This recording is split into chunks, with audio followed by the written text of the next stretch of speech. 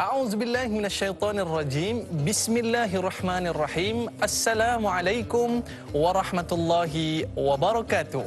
Alhamdulillahi rabbil alamin. Wassalatu wassalamu ala asyrafil anbiya'i wal mursalin wa ala alihi wa sahbihi ajma'in, amma ba'. Bersyukur kita kepada Allah Subhanahu wa taala dengan limpah dan kurnianya. Alhamdulillah kita dapat kembali dalam rancangan Tanyalah Ustaz, biar tahu, jangan keliru. Para penonton sekalian, jom sama-sama kita mulakan majlis kita dengan bacaan doa. A'udzubillahi minasyaitonirrajim. Allahumma inni a'udzubika minal barasi wal jununi wal juzami wa min sayyi'il asqam. Bismillahilladzi la yadurru ma'asmihi syai'un fil ardi wala fis sama' wa huwas sami'un alim. Amin amin ya rabbal alamin. Mudah-mudahan kita semua terhindar daripada wabak COVID-19. Status terkini COVID-19 di Malaysia 27 hari bulan 11 2020, kes baharu 1109 kes dan alhamdulillah kes sembuh 1148 kes dan jumlah kes yang masih aktif 11,307 dan duka cita kematian baharu 2 orang. Kita doakan mudah-mudahan semuanya diberi kesembuhan oleh Allah Subhanahu wa taala. Para penonton, kita nak teruskan pengajian kita dalam Tanyalah Ustaz. Pada hari ini kita dalam topik tafsir dan taranum. Kita nak teruskan pengajian kita dalam surah Muhammad ayat 36 sehingga 38. Kita bersama dengan Al-Fadil Ustaz Rozi Rajab. Apa khabar Ustaz? Alhamdulillah, khabar baik. Assalamualaikum warahmatullahi wabarakatuh. Waalaikumsalam warahmatullahi wabarakatuh. Apa khabar? Baik Ustaz. Dengar cerita semalam mak-mak kita, ayah kita, kakak-kakak kita, abang-abang kita tak puas lagi. Masya Allah, tabarakallah. Mendengar alunan ayat suci Quran daripada Al-Fadhil Ustaz. Jadi kepada para penonton yang mungkin hari ini nak test suara kot dengan Ustaz. InsyaAllah. Para penonton kita. Ya, jadi boleh call kita di talian 03 77 26 1603 ataupun boleh ke Facebook Tanyalah Ustaz TV3. Jangan lupa tekan butang like dan share agar lebih ramai yang mendapat manfaat dalam pertemuan kita pada hari ini. Baik, Al-Fadhil Ustaz, para penonton kita dah bersedia dengan mushaf. Kita berada pada surah Muhammad, betul saya? Betul. Ayat yang ke-36 sehingga 38. Sebelum Ustaz nak memulakan perbicaraan pada hari ini, jom sama-sama kita mendengarkan ayat suci Al-Quran daripada Al-Fadhil Ustaz. Dipersilakan. A'udzu billahi minasy syaithanir rajim.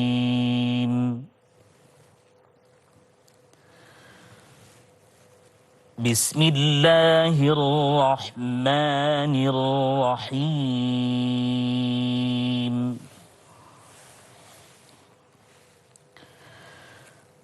Innamal hayatud dunya la'ibun wa lahu wa in tu'minu wa tattaqu yu'tikum ujurakum wa la yas'alkum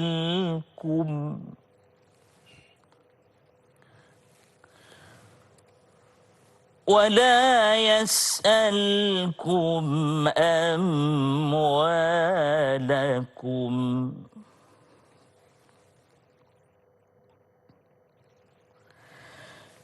إن يسألكموها فيحفكم تبخلوا ويخرج أضغانكم.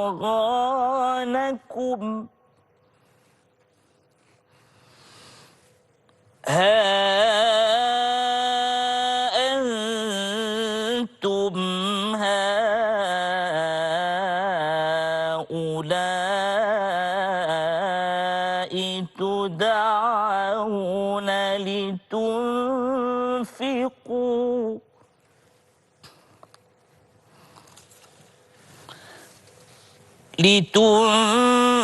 لتنفقوا في سبيل الله فمنكم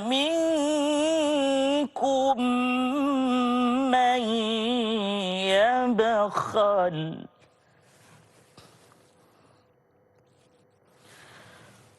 ومن يبخل فإنما يبخل عن نفسه والله الغني وأنتم الفقراء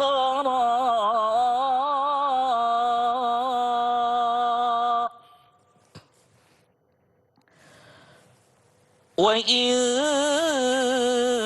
تتولوا يستبدل قوما غيركم ثم لا يكونوا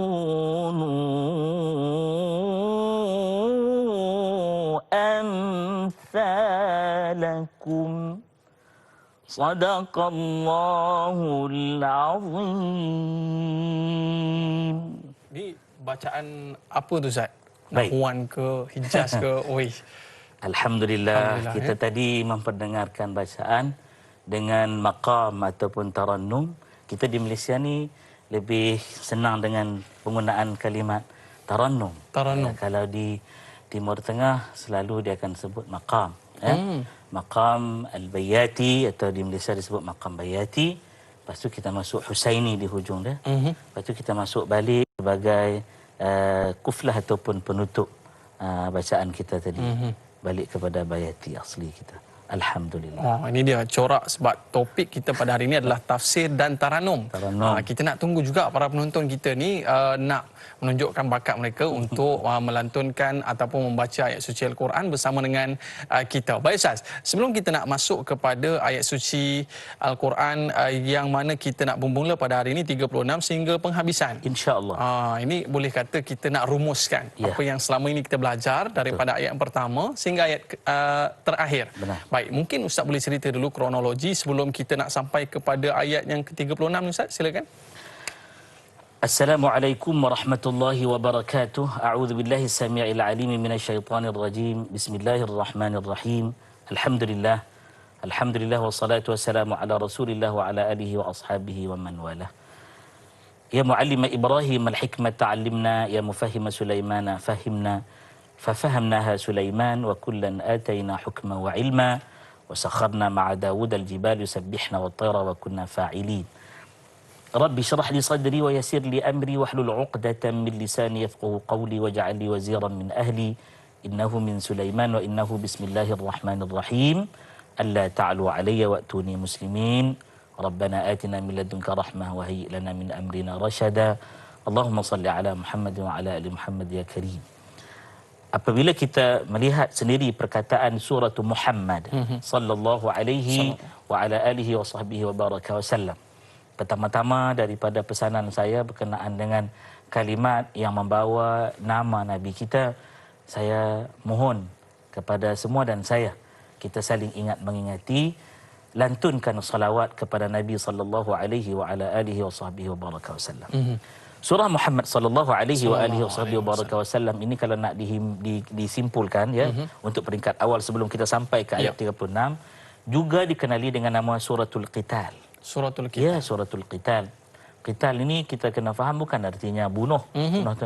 Maksudnya perjuangan, jihad ya, satu ketegasan untuk memastikan bahawa agama yang benar ini tidak dipermainkan wa imma oleh umat Islam itu sendiri ya. Dan juga oleh semua manusia, insan yang semua selepas kelahiran Nabi sallallahu alaihi wa ala alihi wasallam kemudian dilantik menjadi atau bi'atsah menjadi rasul sallallahu alaihi wa ala alihi wasallam, maka semua manusia itu secara automatisnya menjadi umat baginda sallallahu alaihi wa ala alihi wasallam dan saudara kita. Ya.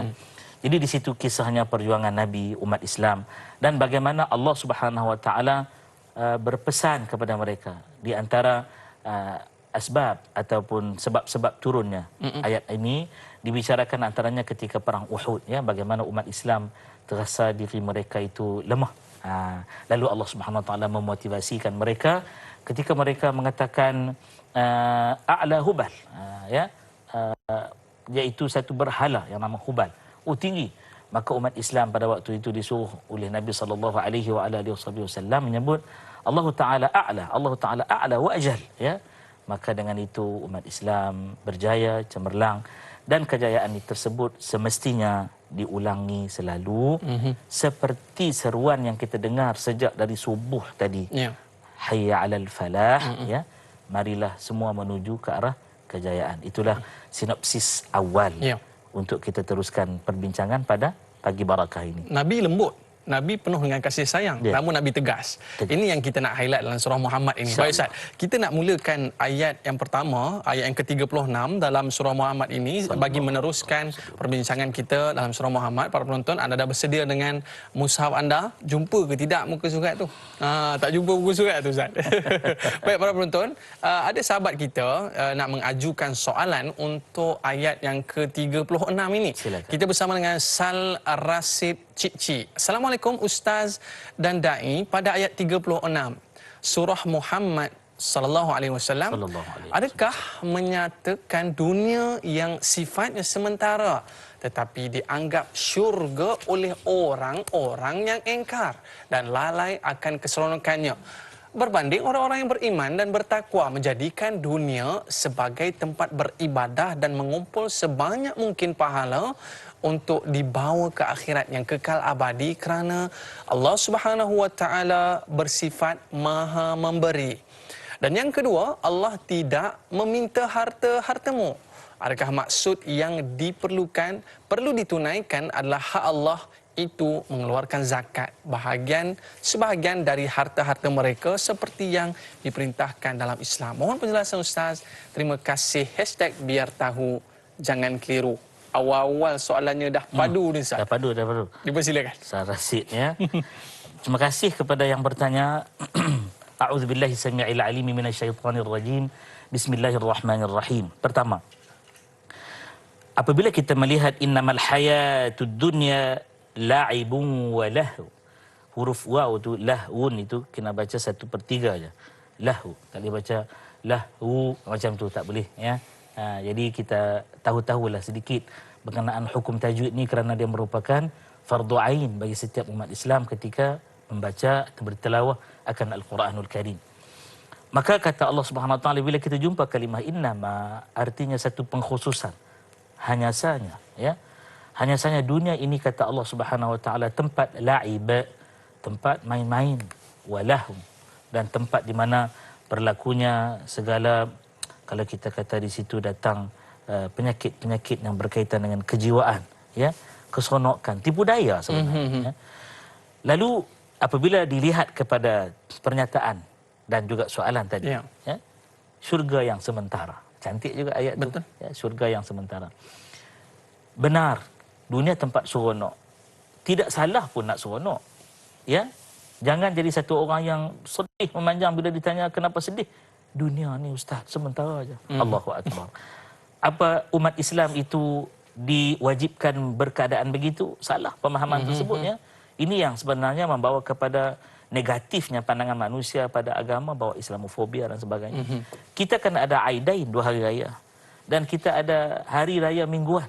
Ya? Ini untuk berseronok saya. Ya, itu Yaumul Jumaah. Maka kita kena faham bahawa keseronokan yang dikata sementara itu ialah satu peluang mengecap nikmat Allah.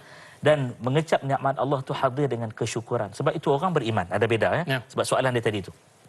Orang beriman akan mengambil peluang seronok sementara yang ada ini untuk melakukan ibadah pada Allah Subhanahu Wa Taala. Ada 2, iaitu ibadah umum, ibadah yang khusus, ya.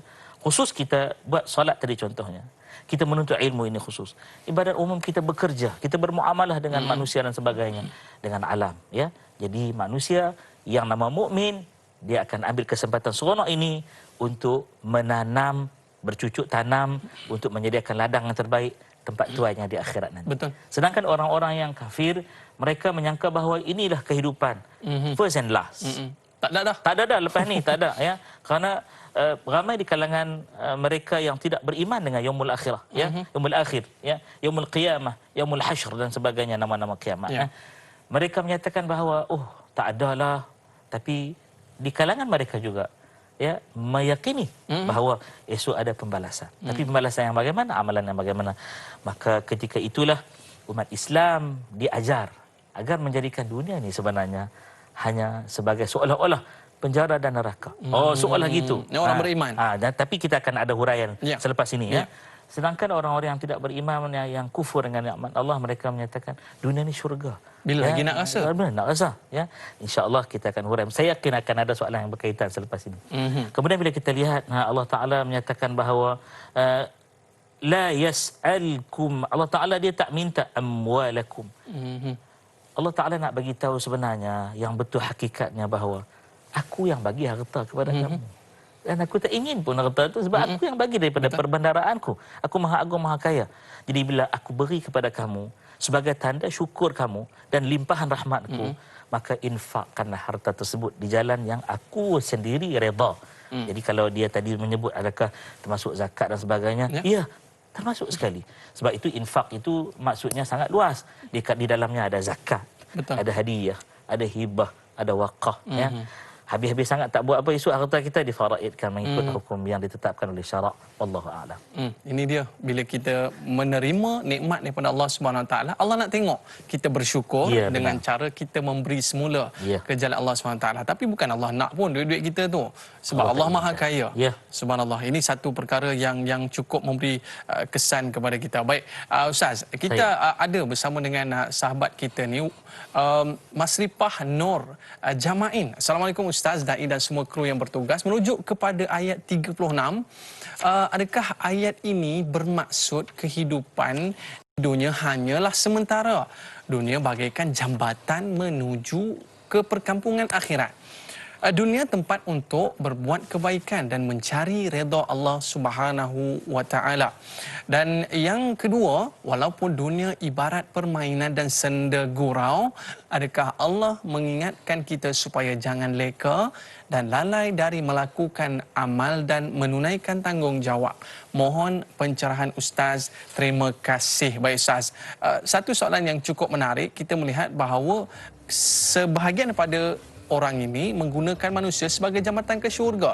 Tapi bagaimana jambatan itu boleh kita cerahkan selepas ini Ustaz. Kita berehat seketika para penonton, terus setia bersama dengan kita kembali selepas ini.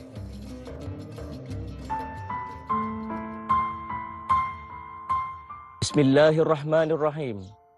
Allahumma inni a'udzubika minal baras wal junun wal judham wa min sayil asqam.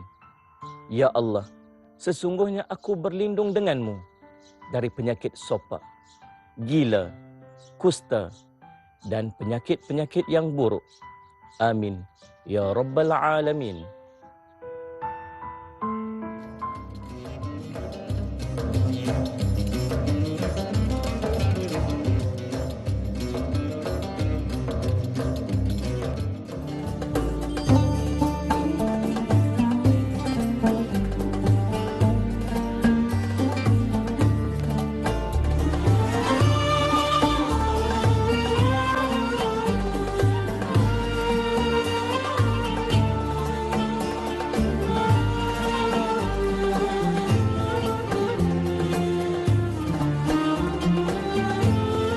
Alhamdulillah, kembali dalam Tanyalah Ustaz, biar tahu jangan keliru. Dunia ibarat permainan. Bila mana permainan ini kita mainkan dan akhirnya kita penat. Dan permainan ini kita lakukan dengan tidak bersungguh-sungguh, akhirnya kita akan tumpas. Inilah kita dapat melihat analogi bagaimana kita bermain suatu permainan dan permainan tu dimainkan secara main-main dan akhirnya ia tidak berjaya. Subhanallah Ustaz, rupanya dunia yang kita kejar selama ini, inilah permainan. Namun sahabat kita di Facebook bertanyakan sebelum kita berehat tadi bahawa kehidupan di dunia hanyalah sementara. Dunia sebagai jambatan menuju perkampungan akhirat. Bagaimana Ustaz? Bismillahirrahmanirrahim. Terima kasih kepada Kak Masrifah Nur atas soalan tadi. Satu kata pujangga atau disebut min aqwalil hukama, daripada kata ahli hikmah. Dia kata dunya mazra'atul akhirah. Dunia ini adalah ladang menuju ke akhirat. Maka benarlah juga kata guru kami, Profesor Dr. Muhammad Faid Muhammad, Syekhna. Dia sebut ketika kami bertanyakan bagaimana nak aplikasikan Al-Quran. Dia kata aplikasikan Al-Quran di dunia, kerana Quran itu tiada guna lagi untuk diaplikasikan di akhirat. Agak sentap juga ketika dengar pernyataan tersebut daripada seorang yang alim 28 mazhab, ya, Quran pardat di dadanya dengan segala kefahaman dan hikmah, ada 2 PhD, ya. Lalu ketika kami tanya yang kedua tu, tolong bagi penerangan sikit, Prof, ya. Maka dia sebut, dia kata akhirat besok. Dunia ni kita Quran kita baca di syurga boleh baca. Jadi sebagai satu hiburan, satu orang kata apa, memuja-muji Allah. Tapi ada pahala atau tidak lagi? Tak ada dah. Tak ada dah, amalan tak ada dah. Hingga Nabi ketika sujud pada Allah mohon, ya, agar dikeluarkan umat baginda daripada neraka Allah, ya. Allah kata kenapa perlu sujud lagi?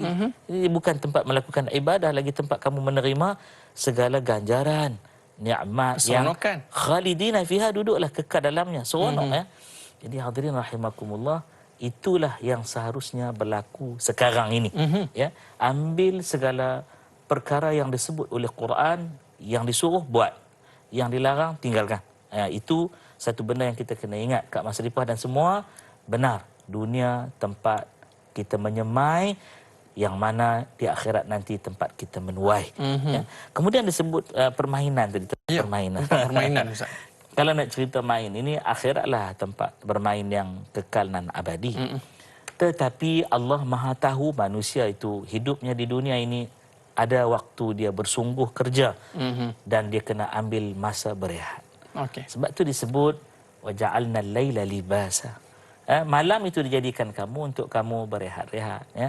Tapi waja'alna an-nahara ma'asha. Siang bukan untuk kamu tidur, ya, untuk kamu mencari penghidupan pula, ya. Tetapi ada orang yang bila dengar ayat ni dia terkesima sekejap. Sebab aku kerja malam-malam tak tidur, dan siang barulah aku ambil waktu tidur. Jadi ayat ini kita kena bagi tahu, terkecualilah daripada mereka. Abang pengawal ke? Iya, abang pengawal. Abang polis. Iya, abang polis kat depan kita. Kalau tak ada mereka yang menjaga keselamatan, ya, menunaikan tugas dan amanah Allah pada mereka, kita juga kebimbangan.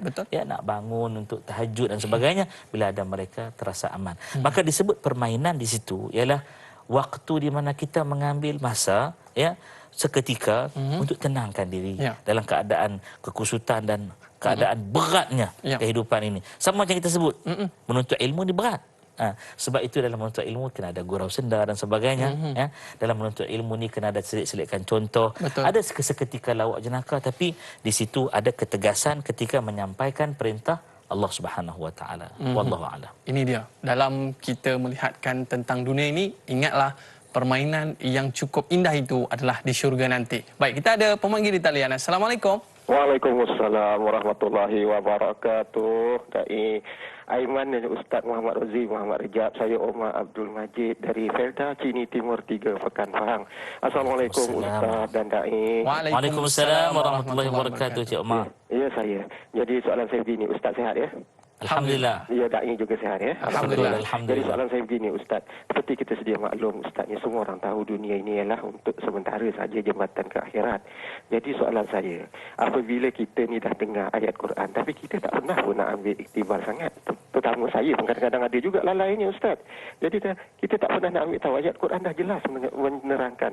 Jadi ada pula kadang-kadang kini tertipu dengan keindahan dunia, harta dunia. Dan ada yang kata, ada penyakit yang kata hujung akhir zaman ni lah, cinta dunia takut mati ni, Ustaz. Jadi bagaimana kita boleh tertipu sedangkan ayat Quran dah jelas dan kita tak pernah pun nak ambil indah, tak pernah nak mengambil sebagai pengajaran bahawa dunia ini akan apa orang kata akan musnah dan kita akan kekal di akhirat dan yang di sana tu akan yang kekalnya. Jadi kita tetap dengan kata yang itulah tadi sampai ke penyakit dunia ini dia kata apa cinta dunia takut ke mati ini dan apakah saya nak mohon pencerahan pada ustaz pada pagi ini bahawa cinta dunia takut mati ini cukup bahaya kalau terkena kepada kita ini ustaz. Itu soalan saya Ustaz dan Dai. Terima kasih banyak Ustaz dan Dai. Assalamualaikum. Waalaikumsalam warahmatullahi wabarakatuh. Baca Quran tapi tak rasa tertipu dengan dunia, cinta dunia tapi takut mati. Bagaimana Ustaz? Bismillahirrahmanirrahim. Terima kasih kepada Cik Omar Abdul Majid kita yang menjadi pemanggil setia. Barakallahu fiik ya. Ini soalan yang ke-6 sebenarnya, campur soalan dai yang pertama tadi ya. Nabi sallallahu alaihi wasallam sebut manusia ni dia ada satu penyakit nama al-wahnu atau al-wahn ya. Apa maksud al-wahnu atau wahn ini? Hubbud dunya. Dia cinta kepada dunia, wa karahiyatul maut. Dia benci, tak suka kepada kematian. Kenapa? Kematian itu adalah benteng, tembok, pintu, gerbang pemisah pada nikmat yang sedang dia kecapi menuju negeri yang besok akan disoal, ditanya, dihisap, ditimbang segala amal perbuatannya di dunia. Baik, lebih dalam daripada apa yang ditanyakan tadi ialah kalau kita melihat benar-benar ya ayat itu kita faham dengan kalbu kita, kita tahu sungguh-sungguh bahawa dunia ini sandiwara semata-mata.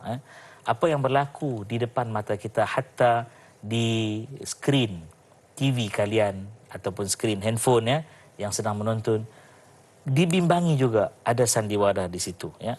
Siapa sahaja orang boleh berpidato dengan berapi-rapi mempertahankan hujahnya dan sebagainya, tapi semua orang tahu na'udzubillahi min dzalik. Guru kami ada satu perkataan yang saya bimbang nak sebutnya, tapi saya minta izin penerbit dan semua agar dia menjadi satu perkara yang tersemat dalam kalbu kita.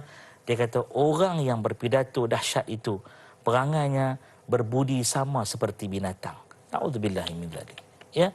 Sebab apa? Orang lihat fata morgana yang berada di depan dia, hakikatnya Allah yang tahu. Betul. Sebab itu yang katakan la'ibun wa lahun. Kemudian ada orang yang bagi nasihat pada orang lain. Macam-macam nasihat diberikan dan nasihat tersebut tak pun diamalkan oleh empunya pemberi nasihat. Sebab itu Quran menafsirkan Quran ya. Dalam surah As-Saff Allah Taala sebut jelas, ya ayyuhallazina amanu, wahai orang-orang yang telah beriman, lima taquluna ma la taf'alun, kenapa kamu buat bercakap benda yang kamu tak buat? Kabura maqtan 'indallahi an taqulu ma la taf'alun.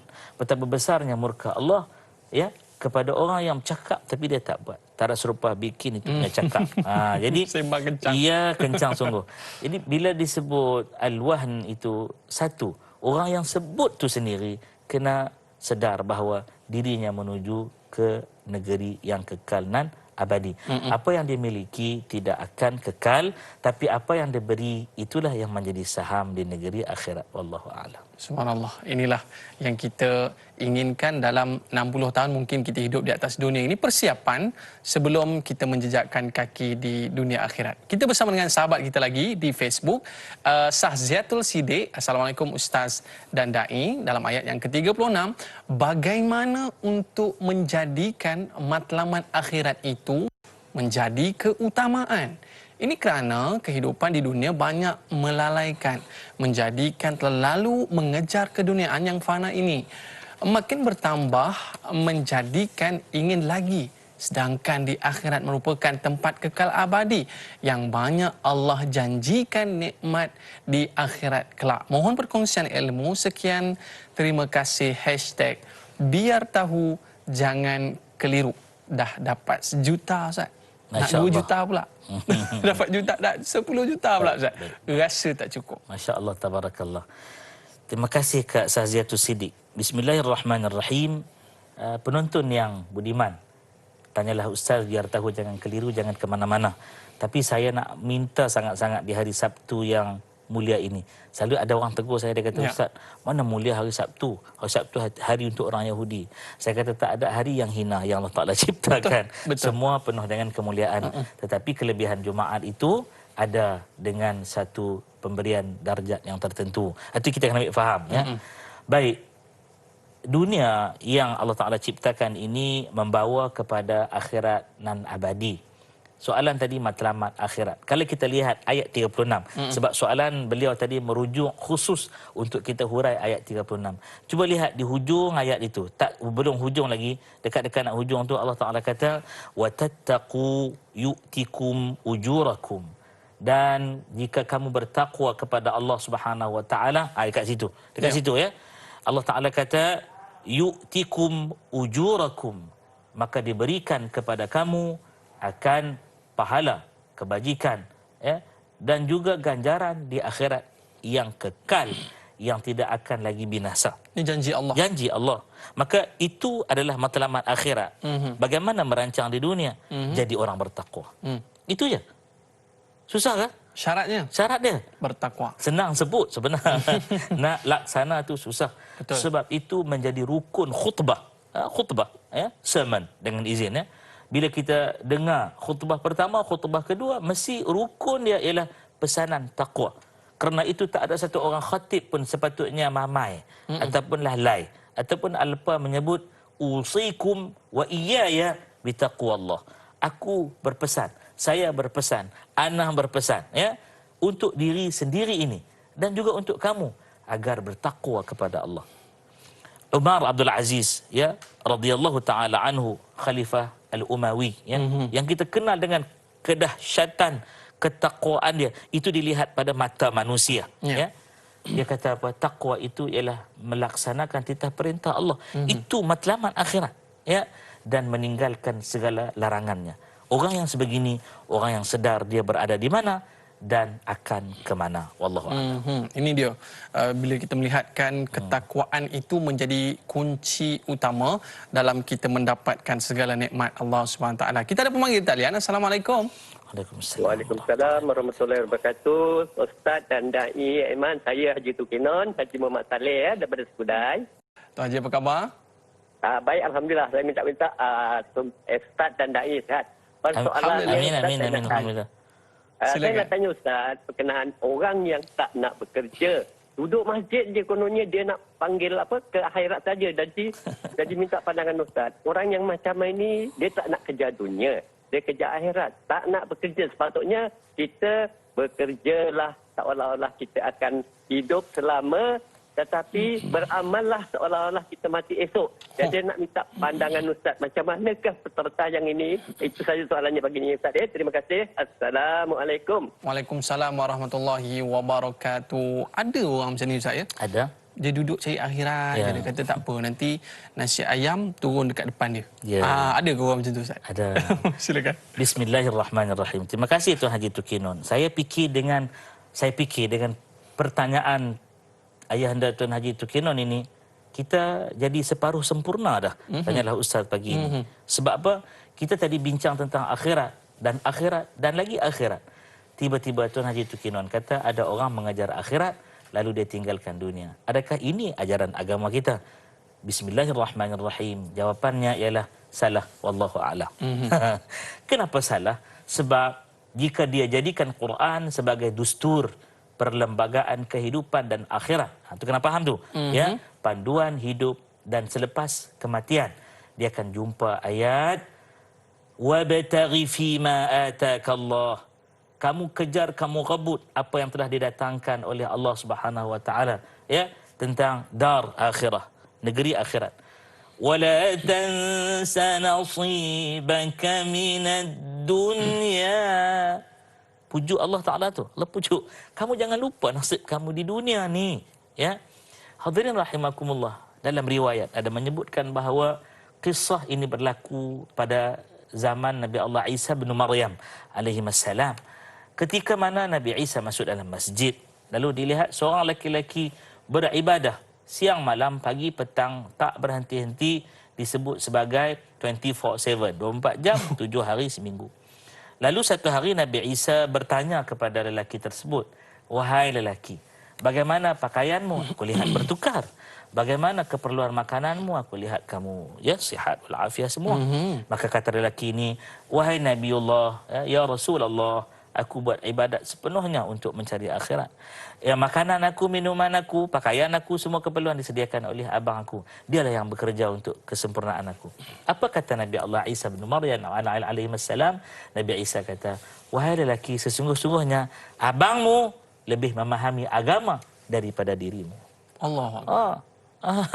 Ini maka yang disebut oleh Tuan Haji Tukinon tadi adalah kata-kata pujangga daripada Amirul Mukminin Sayyidina Umar bin Al-Khattab Al-Faruq Abu Hafs radhiyallahu taala anhu wa arda. Kerja ka'annaka tamut.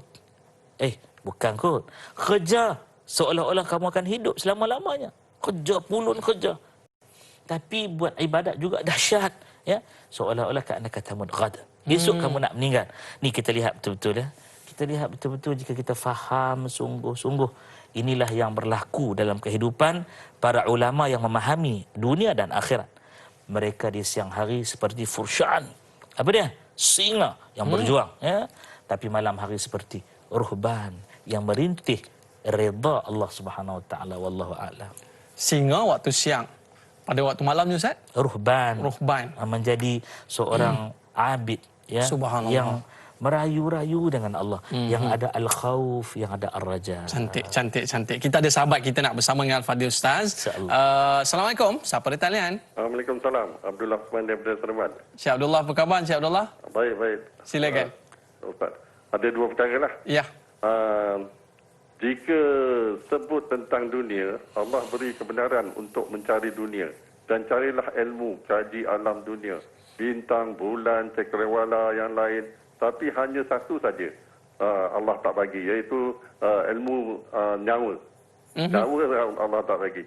Lagi satu ialah Allah ada firman dalam Quran, kalau tak mahu ikut peraturan aku, carilah dunia lain. Dan lagi satu, Allah pernah mencabar manusia. Kalau mampu boleh hidupkan seekor lalat, cuba hidupkan. Tapi nescaya kamu tak mampu.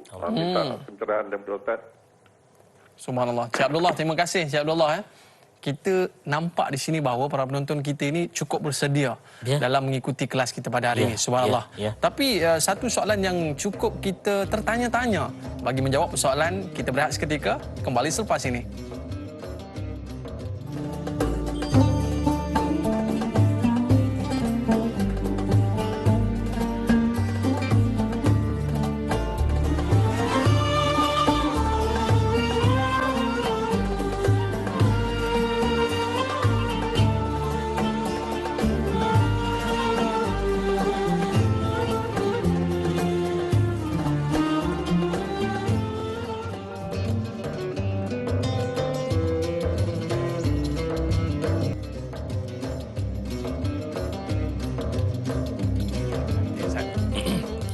Alhamdulillah, kembali dalam Tanyalah Ustaz, biar tahu jangan keliru. Inilah disebutkan apa dia, keluar pagi balik petang, ada kala sampai malam, cari rezeki bawa pulang untuk orang yang tersayang. Inilah abang-abang kita kan, abang-abang rider kita, abang-abang polis kita dan semua yang bekerja pada hari ini, yang sedang menonton kita pada hari ini Ustaz, kita ucapkan selamat bekerja, anda sedang melakukan ibadah. Subhanallah.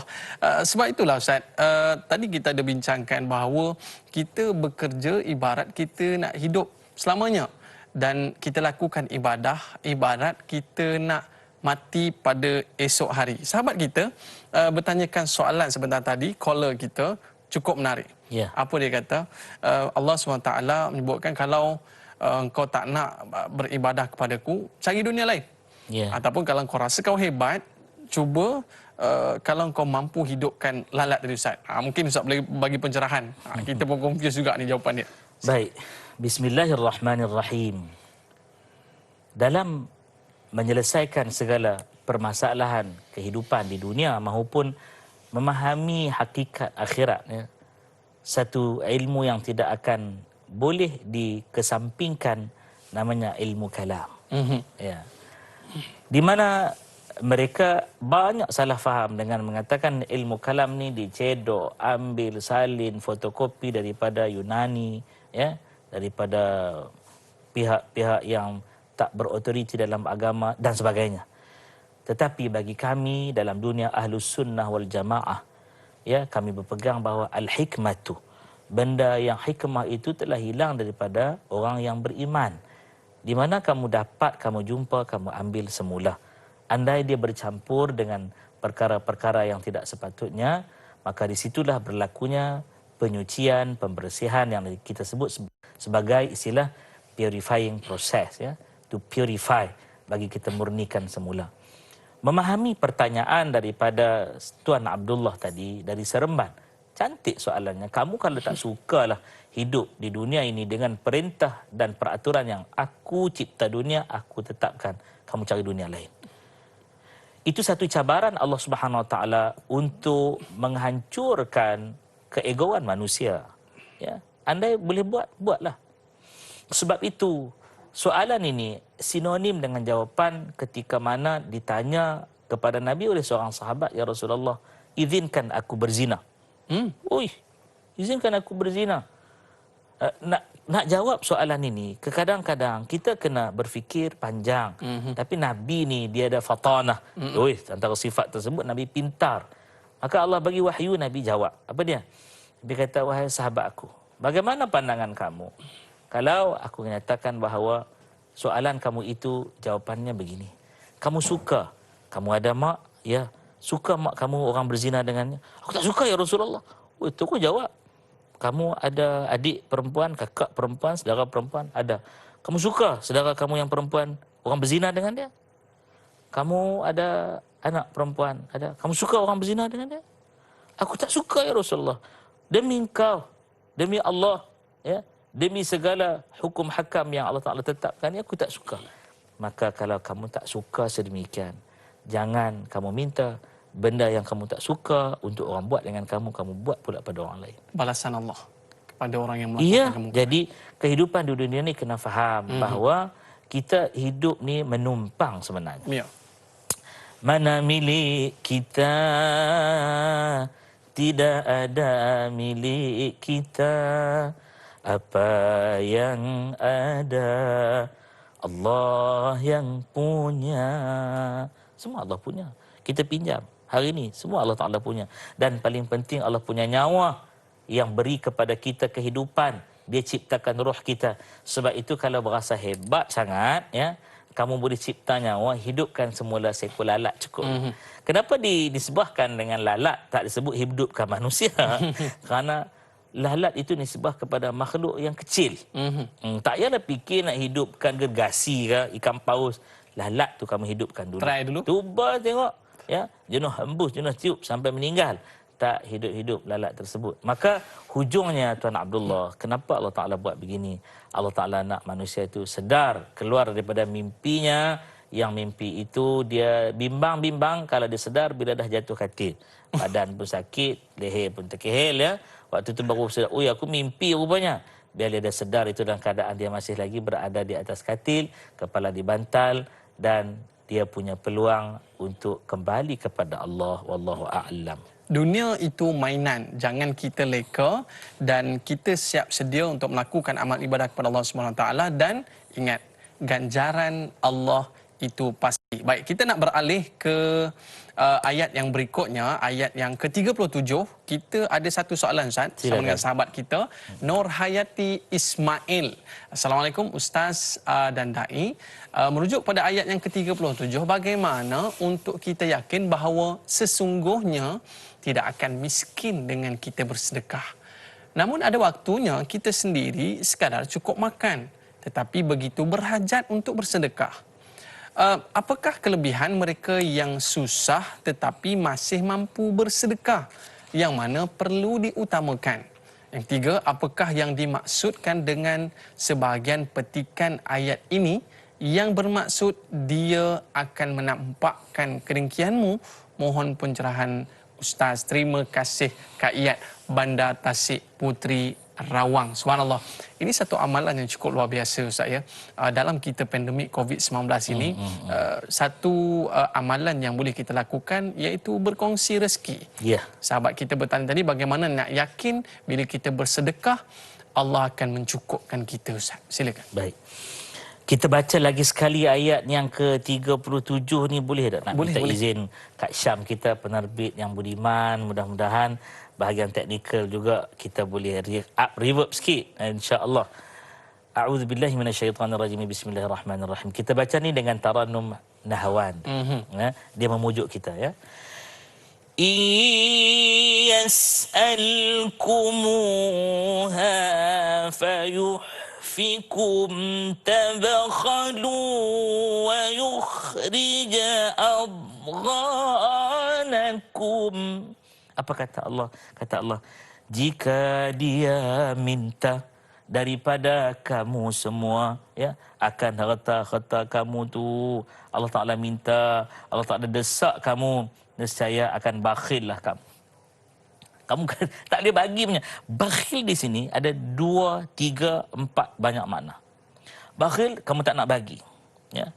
Bakhil yang kedua, kamu ikhtiar macam mana pun, kamu kata, aku tak akan bagi. Sebab apa? Kamu tak mampu bagi. Kamu tak akan mampu bagi. Kemudian dekat situ ya, akan terzahirlah segala kehinaan kamu. Ha?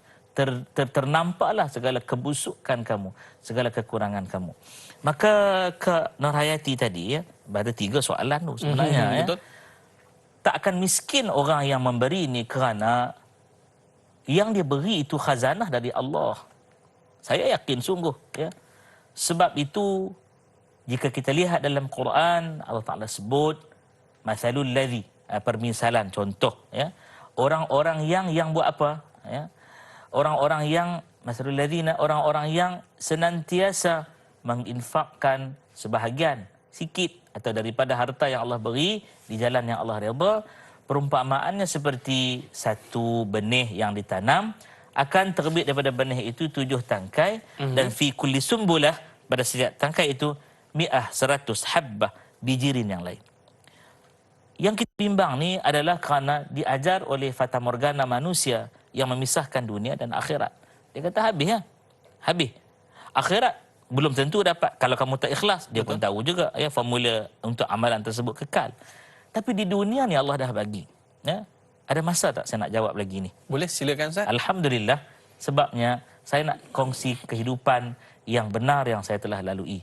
Ya, saya pernah sebut dalam beberapa rancangan di media elektronik ini, ketika bersekolah menengah ya, keluarga kami alhamdulillah Allah kurnia rezeki, tapi bukanlah mewah dan bukanlah semua ada cukup, tak. Ayah bekalkan saya, mudahan ayah anda sedang menonton dan bonda di kampung ya, Allah redha kalian berdua, Allah ampunkan dosa kalian. Ayah saya bagi RM50. Besarlah RM50 nak hidup sebulan ya, dengan keperluan dan sebagainya. Jadi waktu itu saya fikir RM50 ini adalah untuk beli buku ya. Maka ringkas cerita, pergilah ke Pekan Rabu di Alostar. Pernah sampai Alostar? Pernah, Pekan Rabu ya. Pergilah ke satu kedai buku di hujung, selepas kedai buku tu adalah restoran-restoran makan. Saya masuk ke kedai, ringkas lagi cerita, ambil semua buku, letak dengan bajet cukuplah RM50 ni. Soal makan tak bimbang, asrama boleh makan. Okey. Lalu ketika dia dah kira buku ya, dia pun bagi tahu sekian jumlah. Saya seluk poket. Saya ni daripada dulu sampailah cerita dia tak ada dompet, tak ada. Tak ada. Main ikat-ikat macam tu ya. Lalu saya seluk poket, duit RM50 tak ada. Kanan, kiri. Poket baju sekolah, baju asrama sekolah, atas, belakang, kiri, kanan, tak ada. Saya tanya, ada nampak duit aku jatuh? Kawan saya ada sebelah. Tak ada.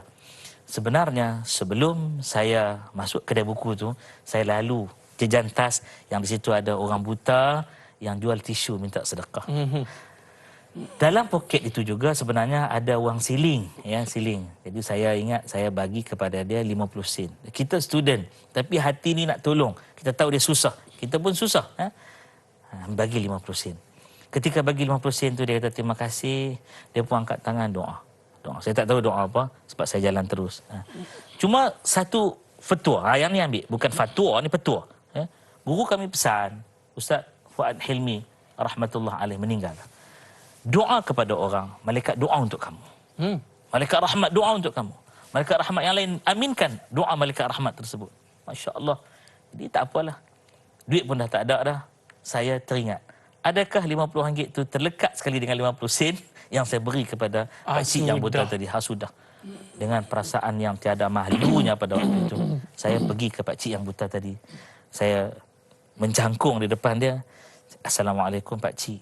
Dia pun jawab Waalaikumsalam. Dia kata, anak nak apa ni? Saya kata, pakcik, tadi saya dah bagi derma. Alhamdulillah. Alhamdulillah, dia kata. Pakcik, saya takut terlekat wang RM50 saya nak beli buku. Saya cakap terus terang, pakcik, itulah orang Kedah kata semangga duit yang ada. Satu-satunya jumlah yang ada. Dia kata, tak ada, pakcik ingat. Dia kata, tak ada. Walau pakcik buta, pakcik tahu kira duit. Hebat. Hebat. Pakcik, tolonglah pakcik. Kalau jatuh RM50 saya merayu, pakcik bagilah balik. Saya tak malu ni. Saya nak bagi 50 sen sebenarnya. Dia ambil beg dia, ya, dia pegang-pegang beg dia pun letak. Dia kata, anak tengoklah sendiri. Kalau ada not RM50 itu, ambillah, dia kata. Tak ada. Ya Allah, ke mana pergi, ya Allah. Ya. Pergi balik kedai buku, bagi tahu kakak tu, duit saya tak tahu ke mana pergi. Simpan balik buku, pinjam duit kawan, tambang balik asrama.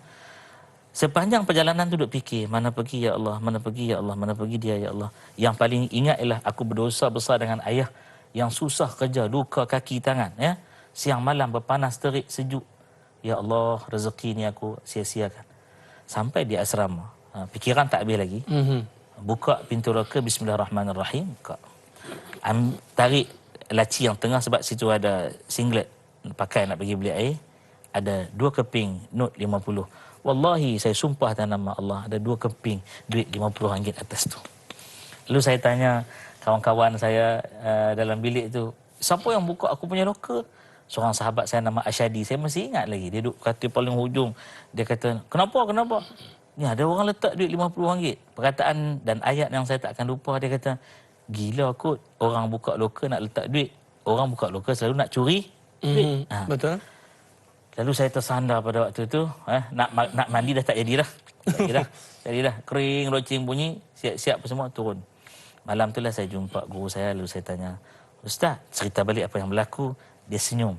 Dia kata, Allah Ta'ala, wallahu yarzuqu man yasha'u bighairi hisabin.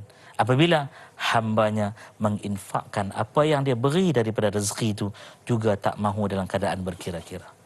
Ini jangan bimbang, Allah Ta'ala akan cukupkan. Ya, agak panjanglah jawapan ini. Tapi nak ceritanya, tak akan kurang, tak akan miskin, tak akan apa-apa kerana mereka yang memberi.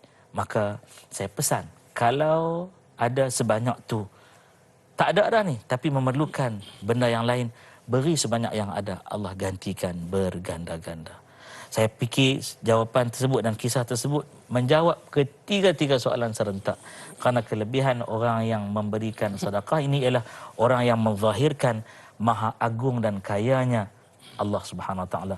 Wallahu ghani wa antumul fuqara. Kamu yang fakir sebenarnya. Wallahu a'lam. Tak perlu duit yang banyak sebenarnya. Yang penting amalan bersedekah itu yang terutama, Ustaz. Ya, walau sedikit istiqamah. Istiqamah. Ya. Ini yang perlu kita amalkan. Walaupun RM1 setiap hari kita amalkan. Kita ada sahabat kita, mungkin ada nak mengajukan soalan. Silakan. Assalamualaikum. Siapa di talian? Waalaikumsalam warahmatullahi wabarakatuh. Saya Sringan Yusof daripada Tanjung Karang nak ajukan soalan Ustaz. Ya, silakan. Assalamualaikum. Assalamualaikum warahmatullahi wabarakatuh. Ustaz, ini dah ayat 37 kan? Ya. Allah kata, tabiat kamu jika Tuhan kepada kamu akan hasil benda kamu, serta mendesak kamu memberikannya, nescaya kamu akan berlaku bakhil. Kedekut ni, ya? Jadi apa yang dimaksud Ustaz? Dan semalam tu, tak boleh Ustaz dia macam ni. Dia kata ayat berapa semalam tu, dia kata sesungguhnya orang-orang kafir yang menghalangi dirinya dari orang lain, maksudnya dia akan dari jalan Allah, dia akan masuk neraka, Allah tak ampunkan, kan? Itu yang menghalangi tu, mana tu maksudnya Ustaz? Itu soalan saya Ustaz, ya? Okey Ustaz, Assalamualaikum. Waalaikumsalam warahmatullahi wabarakatuh. Terima kasih Puan Suprina atas soalan yang diajukan. Bagaimana tu Ustaz? Dengan yang disebutkan kita melakukan suatu kebaikan tetapi disebutkan akan menjadi bakhil Bagaimana tu Ustaz? Baik. Kalau kita lihat dua ayat yang terakhir itu, Allah benar-benar mengisahkan perangai manusia itu sendiri, ya. Kalau kita lihat di dunia ni, ya, cek betul-betul. Bismillahirrahmanirrahim. Kak Supinah nak jawab soalan ini, ya. Cari negara mana yang tidak berhutang. Ya, cari negara mana yang tak berhutang. Datangkan data, bagi tahu, boleh WhatsApp kita nak tengok. Hampir semuanya, boleh katakan keseluruhannya berhutang. Ya, yang jadi raja dunia, konon-kononnya polis dunia, hutang lagi banyak, lagi besar periuk, lagi banyak kerak, ya. Jadi cerita hutang ni takkan siapa boleh berhenti daripada terlibat dengannya. Saya pun berhutang, beli kereta rumah, hutang, ya. Tapi kena tahu bahawa hutang tersebut dalam agama tak salah asal mengikut lunas-lunas syariat yang telah ditentu tetapkan. Tapi bagaimana pula cerita tentang bakhil ini? Kamu, kalau Allah Ta'ala minta kepada kamu, paksa kamu, ya, untuk kamu keluarkan harta kamu, kamu waktu itu akan jadi bakhil. Bakhil ini bahasa Arab. Pindah ke bahasa Melayu, alihkan bahasa tersebut, maksudnya apa? Jadi kedekut. Jadi kedekut. Ada satu filem almarhum Tan Sri Dr. P. Ramlee, ya, yang berjudul Haji Bakhil. Cantik. Satu ketika ada orang protes tajuk tu, kenapa dia letak haji? Dah pergi haji dah. Kan? Bakhil pula dekat situ. Rupanya hari ni kalau kita lihat apa yang berlaku dahulu ada kaitannya dengan dizahirkan. Kalau kita minta kurang dengan peniaga-peniaga wa imma di Makkah atau Madinah Haramain, kan, dia akan kata ya haji, ya haj, anta bakhil. Bakhil dia kata. Oh, haji bakhil. Jadi rupa-rupanya ilmu agama ini kalau tak diamalkan sekadar menjadi fata morgana, hiasan yang tak akan kekal, bahkan lagi hanya ilusi optik, pembohongan yang hanya ada di mata. Ya. Sebab itu dah pergi haji, sedangkan dalam urusan haji itu antara sunnah yang terbesar. Ni sila ambil tahu. Besok dah dibuka, kita boleh pergi umrah, pergi haji. Antara sunnah yang sangat digalakkan, memperbanyakkan sedekah kepada mereka yang berada di dalam kota Makkah dan Madinah, khususnya kepada fakir, miskin, anak yatim dan yang berkaitan dengan dia. Jadi bila Allah Ta'ala kata kamu akan jadi bakhil itu, kamu akan jadi berkira-kira, kedekut nak keluarkan. Ya, bahkan ada orang yang akan berkata begini, Allah Ta'ala buruk siku. Sampai sebegitu dia kata. Allah Ta'ala buruk siku, dah bagi nak ambil balik. Tuan-tuan dan puan-puan sidang penonton yang dirahmati, disayangi Allah sekalian. Sebenarnya pemahaman itu adalah pemikiran yang sangat busuk dalam kehidupan sebagai seorang manusia. Kerana Allah Ta'ala memberi itu, dia bukan meminta semula untuk dirinya, tetapi Allah memberi kepada kita dengan segala nikmat yang banyak. Daripada nikmat itu kita sampaikan kepada yang sepatut menerimanya. Ya. Kerana dalam harta kita ada hak orang lain. Kita ni hanyalah menjadi satu medium sebenarnya. Ya, satu tempat perantara sahaja. Jangan ingat apa yang kita ada itu kita punya semua. Fahaman begini ada dalam setengah kehidupan manusia. Lalu dia kata, yang saya cari ni untuk saya. Anak-anak dia cari sendiri. Pandai-pandailah dia. Kalau macam tu tak perlu ada syarikat-syarikat, tak perlu ada perusahaan-perusahaan, tak perlu ada organisasi dan sebagainya. Masing-masing ada sifat individualistik, sifat keanaan, keakuan. Karena itu kamu yang nak bagi di jalan Allah pun kamu berkira-kira, ya, nak bagi orang lain, nak bagi anak, nak bagi isteri, nak bagi mak ayah pun berkira-kira, ini nak bagi balik kepada aku. Lagi kamu akan jadi bakhil. Kenapa? Yang kamu ada itu pun aku yang berikan. Semua yang Allah berikan itu semua dia aku punya. yang berikan. Aku berhak memberi dan aku berhak meminta. Kenapa? Kamu hanya hamba aku. Jadilah hamba yang taat. Tak ada istilah nak melawan Tuhan. Jadi mudah-mudahan kita boleh faham sebegitu, dan dengan itu kita rendahkan diri kita dan mohon redha sebanyak-banyak. Wallahu a'lam. Dah pergi haji tapi masih bakhil lagi. Tak mencapai falsafah haji.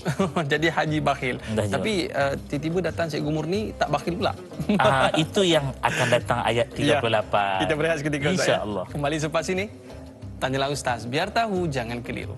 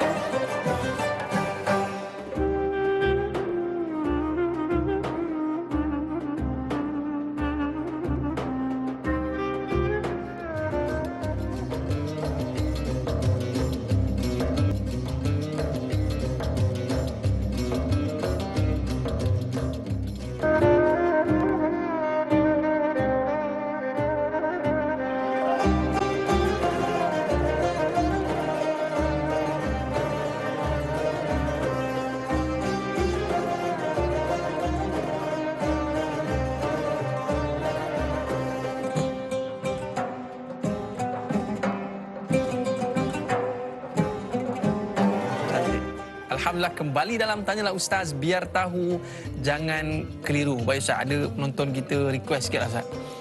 Untuk nak dengar lagi suara Ustaz. Boleh ke Ustaz? Boleh. Alhamdulillah. Tak ada masalah. Dah bersedia dah para penonton? Okey, jom sama-sama kita bersama Ustaz. A'udzu billahi minasyaitonir rajim. Bismillahirrahmanirrahim. Ha antum haula'i tud'auna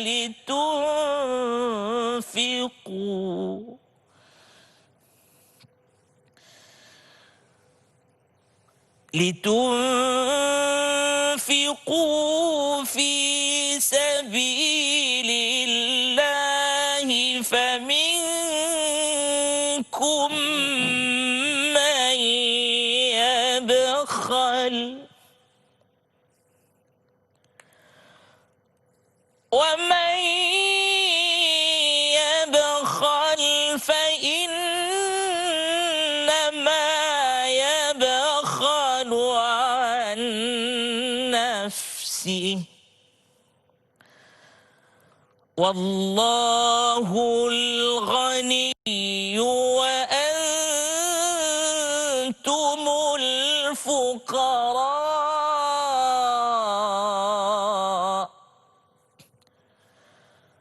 wa in tatawallaw yastabdil qauman ghayrakum ثم لا يكونوا أمثالكم. Tu maqam apa Ustaz? Hijaz. Hijaz. Tapi kalau siapa yang belajar di Mesir dia sebut maqam Hugaz. Hugas. Oh, lahjah dia macam tu Ustaz. Baik. Kenapa saya pilih maqam Hijaz tadi? Maqam Hijaz ni dipesan oleh guru kami pilih ayat yang perintah, ayat perli, ayat tempelak. Untuk Hijaz. Untuk Hijaz. Boleh pilih ayat-ayat lain pun. Tapi khususkan. Kalau itu perintah, tempelak, ya, pengajaran, agar orang itu tersentap lah, ya, dengan menggunakan kita sebut sebagai lagu ataupun maqam atau taranum tersebut. Kalau merayu ataupun nasihat Ustaz? Kita guna maqam nahwan. Nahwan. Dia lembut. Lembut. Subhanallah. Rabbana hab lana min azwajina wa dhurriyyatina. Seterusnya lah. Qurrata ayun semuanya. Wahai Tuhan kami, kurniakan kepada kami. Itu minta. Kalau amaran? Kalau amaran boleh pakai Hijaz juga. Subhanallah. Sedih, cerita sedih boleh pakai sikah. Bonus seronok boleh pakai rast. Oh, seronok boleh pakai ras? Rast. Cerita pernyataan dan tenang pakai bayati. Ayat yang mendatangkan rindu dan maksud yang mendalam pakai sabah. Pakai itu namanya maqam sabah, ya. Ya, sabah. Maknanya setiap taranum ini, setiap maqam ini ada penceritaan sebenarnya. Iya. Tak sesuai tiba-tiba amaran kita bawa nahwan, tak sesuai lagu saya. Ya. Dan dia merupakan sunnah Ya. Rasul sallallahu alaihi wa ala alihi wasallam dan jauh sekali-kali daripada mereka yang menyatakan dia bid'ah, bukan. Subhanallah, inilah indahnya dalam kita mempelajari Al-Quran ini. Bukan setakat kita baca, kita faham dan kita tadabbur dan akhirnya kita amalkan Ustaz. Benar. Baik, kita sambung lagi pengajian kita. Sebelum mungkin Ustaz nak terangkan dahulu ayat yang ke-38. Kita ada soalan bersama dengan sahabat kita Ustaz. Boleh kita raikan dulu? Boleh, silakan. Baik, kita bersama dengan Rahimah Saud ni, bagaimana syaitan berperanan menghasut orang-orang bakhil supaya menjadi marah dan benci walaupun yang meminta dia menderma itu adalah Allah. Sebagai contoh kita faham adalah zakat dan sebagainya, ya, derma, infak dan sebagainya. Ini semua menderma ke jalan Allah Subhanahu Wa Taala. Tapi dimarahnya pula, minta je kerja. Silakan Ustaz. Ya. Bismillahirrahmanirrahim. Soalan yang ke-14 ini memang kena sungguhlah dengan ayat terakhir surah Muhammad sallallahu alaihi wa ala alihi wasallam. Sebelum saya nak pergi lanjut, Nak Aiman, Kak Syam penerbit dan semua kru daripada kameraman, penata video kita, technician dan sebagainya yang ada di sini. Allah rahmati mereka semua. Kita doa kerana apa? Mereka menyebabkan para penonton asbab dapat kebaikan yang banyak, dan para penonton yang share. Kita tengok bilangan share tu, kita target pagi ni bagi 4,000 share, 7,000, 10,000 share. Bukan nak popularkan kita. Allah Ta'ala bagi rezeki kita popular, dan insya-Allah amin ya rabbal alamin. Tapi nak popularkan majlis ilmu. Ya, dalam keadaan PKP ni surau masjid terhad. Maka inilah medium dan niat, ya Allah Tuhanku, aku tak nak ikut seperti perangai orang bakhil, sebab itu aku infak data, share sekarang. Sekarang buat. Bismillahirrahmanirrahim. Tekan butang share, lepas tu dekat page. Kat page. Semua page. Semua page lah. Semua grup. Copy link send kat semua Telegram, Instagram, berkilo-kilogram. Berkilo-kilogram. Maknanya kita dapat pahala tu pahala. disebutkan wa ta'awanu 'alal birri wat taqwa. Wala ta'awanu 'alal ithmi wal udwan. Kita tolong-menolong dalam kebaikan. Subhanallah. Baik Ustaz. Sebelum tu kita ada pemanggil, boleh kita baikkan? Baik, boleh. Assalamualaikum. Siapa di talian? Waalaikumsalam warahmatullahi. Silakan. Nama saya Abdullah bin Daud. Cik Abdullah. Silakan Cik Abdullah. Saya nak tanya Ustaz tentang waktu kita bersedekah ni lah. Kita diajar kalau bersedekah ni biarlah ikhlas kerana Allah kan. Jadi tapi kita selalu juga diberi pengajaran oleh ustaz-ustaz dan sebagainya bahawa setiap ganjaran ada pahala, dan juga contohnya macam 10 kali ganda, 70 kali ganda hingga 700 tu. Jadi kadang-kadang waktu kita nak sedekah tu, automatik hati kita terdetik tau, macam RM10 ni nanti aku dapat 100, atau RM1,000 ni aku dapat RM10,000. Dia macam kita tak boleh nak halang hati tu daripada benda tu. Jadi adakah benda tu mengganggu keikhlasan kita, ataupun apakah cara yang sebenarnya ketika kita nak bersedekah tu, apa yang kita kena ingat atau niat dalam hati tu sebenarnya? Terima kasih Ustaz. Terima kasih Abang Abdullah. Betul lah Ustaz. Macam saya sendiri pun sama juga. Bila kita letak, misal kata kita letak RM10 Ustaz letak RM10. Oh, sekejap lagi aku dapat 100 ni. Allah nak bagi 100 ni. Boleh ke macam tu Ustaz? Bismillahirrahmanirrahim. Saya nak jawab soalan yang ke-14 dan ke-15 sekaligus. Boleh ya? Boleh. Baik, saya nak jawab soalan Tuan Abdullah Daud dulu. Apa yang berlaku pada Tuan, berlaku pada Dai Aiman, sama aja berlaku kepada saya yang nak cakap ni. Ya, saya tak nak sembunyi-sembunyi, memang benar. Detikkan itu ada. Dia datang. Ni dapat banyak, ni dapat banyak ni. Maka silalah ya, padam detikkan-detikkan tersebut, dibimbangi dia menghilangkan keikhlasan dalam beramal dengan caranya beristighfar. Astaghfirullah, astaghfirullah, astaghfirullah. Satu ketika pernah pelajar-pelajar saya tanya, Ustaz, kenapa dalam mengajar duk sebut istighfar? Selawat tu tak apalah. Ustaz istighfar, mengajar istighfar. Saya kata, saya beristighfar kerana ketika itulah datang satu lintasan. Ya, kita berasa, oh hujah ni, aku keluar ni paling tepat ni, paling kena, paling bagus. Astaghfirullah, bukan aku sebenarnya. Ya, sebenarnya itu datang daripada rahmat Allah yang ilhamkan untuk menjawab dengan menampakkan dalil-dalil tertentu. Ya, kerana Allah gelapkan kalbu kita. Ya, letakkan sidd atau sad di depan kita. Ya, jadi tembok kita tak nampak. Kita akan jadi blank waktu itu. Betul. Saya kata sebab tu saya beristighfar. Mudahan Allah ampunkan saya yang terlanjur dalam berbisik pada kalbu yang hanya dia yang tahu. Betul. Dai Aman pun tak tahu. Betul. Ya. Sekarang saya pun tak tahu Dai Aman kata apa kat saya. Tapi Allah Maha tahu. Senyum-senyum juga Allah Maha tahu. Jadi Abang Abdullah Daud, maka bersedekahlah sirran, sembunyi-sembunyi, wa alaniyah, terang-terangan. Ya. Allah Ta'ala akan sempurnakan kebajikan untuk kita. Tapi itu di sisi dia. Tapi apa beza Ustaz kalau kita mengharapkan ganjaran Allah SWT? Itu terbaik. Soalan ini terbaik.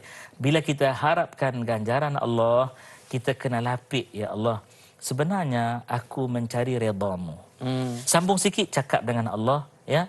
Dan apabila engkau telah meredai seseorang hambamu, engkau akan kurniakan kepadanya kelebihan yang banyak. Tak ada orang yang Allah redha yang Allah sia-siakan. Tak ada. Tak ada. Tapi bila Allah Ta'ala benci seseorang kerana perangai buat orang itu sendiri, Allah sia-siakan dia hingga dia akan terhumban sendiri ke dalam jurang neraka Allah. Maknanya tak salah lah Ustaz kalau kita derma tu, ya Allah aku nak kaya, ya Allah. Tak salah. Tak salah. Tak salah. Tak salah. Ramai orang kata salah situ dia pergi kepada bidang tazkiyatun nafs, kepada tasawuf. Ya. Tapi jika dia kata gini, ya Allah, aku nak kaya sebab aku nak banyak lagi. Aku rasa sedikit sangat RM1,000 bagi sedekah. Kalau boleh aku nak jadi lebih dahsyat daripada Syekh Sulaiman Ar-Rajihi Ya. yang telah menderma hampir 80 bilion lebih. Amin ya rabbal alamin. Tapi soalan kakak tadi kan, Yang dia cerita 14 nanti, berkenaan dengan yang bakhil tadi tu. Nak masuk tabung dah ni. Nak masuk tabung lah. Ada syaitan menghalang. Akak sebenarnya begini akak, sebab itu Allah Taala kata apa? Wa may yabkhal, barang siapa dia yang kedekut, ya. Cantik Allah guna tata bahasa yang maha sempurna kerana dia Tuhan yang mencipta segala-galanya. Ya bakhalu an nafsi, ya. Bukan dia kata ya bakhalu li nafsi. Ya bakhalu an nafsi, dia bakhil daripada diri dia sendiri. Dia tak nak kejar akhirat. Dia tak nak mengambil laba dunia yang lebih banyak. Sebab itu dia kedekut. Jika dia tahu, dia ginilah dai iman. Gelas air yang kita ada sekarang ni penuh atau tidak? Penuh tidak ni? Tak penuh, Ustaz. Tak penuh. Jadi kalau penuh, boleh tambah air lagi tak? Tak boleh. Jadi minumlah dulu. Bismillahirrahmanirrahim. Minum, ya, minum. Kemudian orang akan tambah yang lain. Dan tambahan itu tentu lebih baik daripada apa yang ada sebelumnya. Itu kiasan. Jangan dengar bisikan syaitan itu. Ya. Kerana mereka ini ya'murukum bisu' wal fahsya. Mereka kerja nak suruh kamu buat jahat, buat benda keji je. Itu je kerja iblis ni. Wallahu a'lam. Ini dia, bila kita melihatkan akan sedekah itu, lihatlah apa yang akan Allah berikan kepada kita, melimpahkan lagi rezeki, membanyakkan lagi harta, dan Allah akan meredai orang sebut. Baik, para penonton, kita ada banyak lagi yang akan kita kongsikan, Ustaz, ya. InsyaAllah. Mungkin selepas ni kita akan bincang pasal murah rezeki Semestinya ataupun kaya rezeki. Tapi para penonton terus setia bersama dengan kita. Kita dah tamat di TV3, Ustaz. naik rezeki lepas ni. Naik rezeki. Jangan lupa ke TV9. Jangan lupa ke TV9. Kita ada lagi 30 minit sambungan di TV9. Terus setia bersama dengan kami. Tanyalah Ustaz, biar tahu, jangan keliru.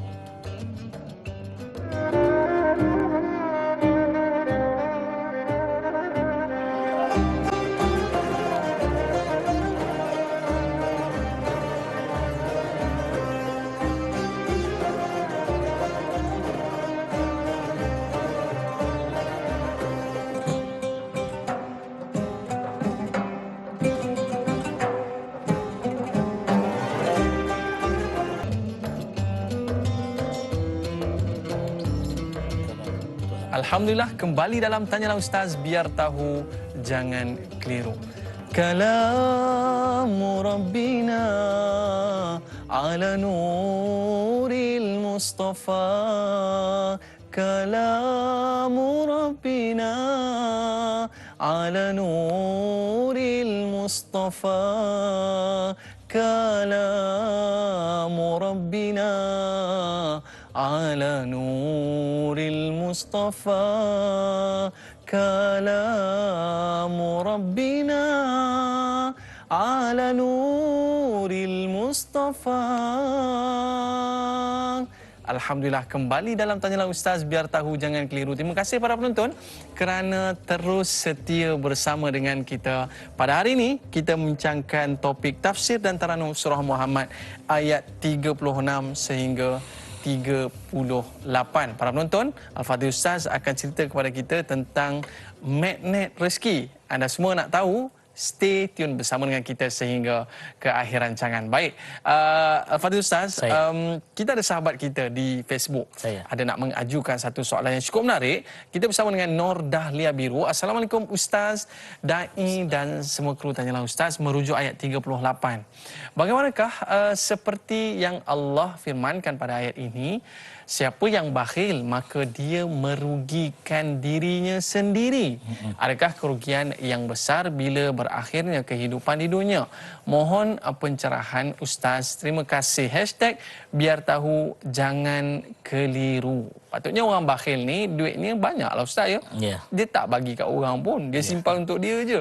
Tapi sebenarnya dia rugi, Ustaz. Baik. Silakan. Bismillahirrahmanirrahim. Terima kasih Kak Dahlia Biru ni, ya. Ada biru dekat belakang tu.